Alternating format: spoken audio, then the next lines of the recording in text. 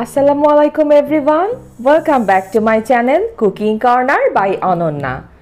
এখন যেহেতু গরমের সিজন চলছে, সারা দিনের কর্মব্যস্ততা এবং ক্লান্তি দূর করার জন্য এক গ্লাস প্রাণ জুড়ানো ঠান্ডা আখের গুড়ের শরবতের কোনো বিকল্প নেই।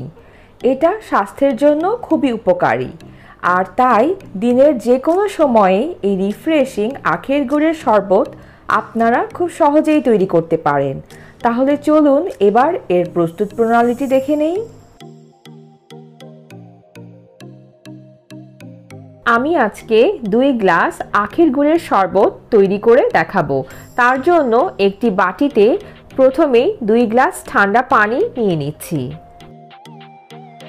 এখন এর মধ্যে 4 টেবিল চামচ আখের ঝোলা গুড় দিয়ে দিচ্ছি।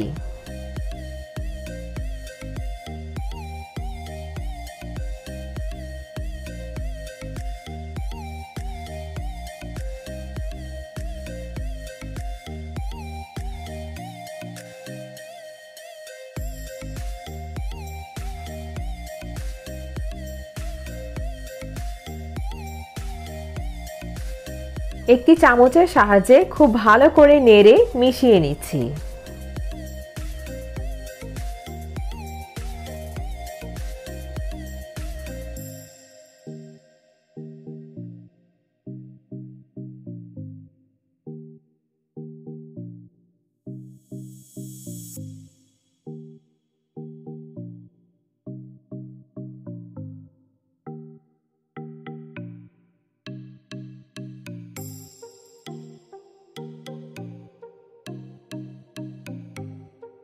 গুড়টা ভালোভাবে পানির সাথে মিশিয়ে নেওয়ার পর এবারে দিয়ে দিচ্ছি 2 টেবিল চামচ লেবুর রস।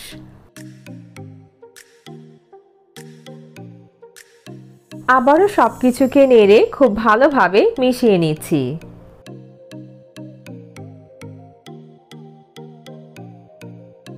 তো আমার আখের গুড়ের শরবতটা এখন তৈরি হয়ে গেছে। এবার শরবতটাকে গ্লাসে পরিবেশন করার আগে আমি একটি ছাঁকনির সাহায্যে এটাকে ছেঁকে নিচ্ছি।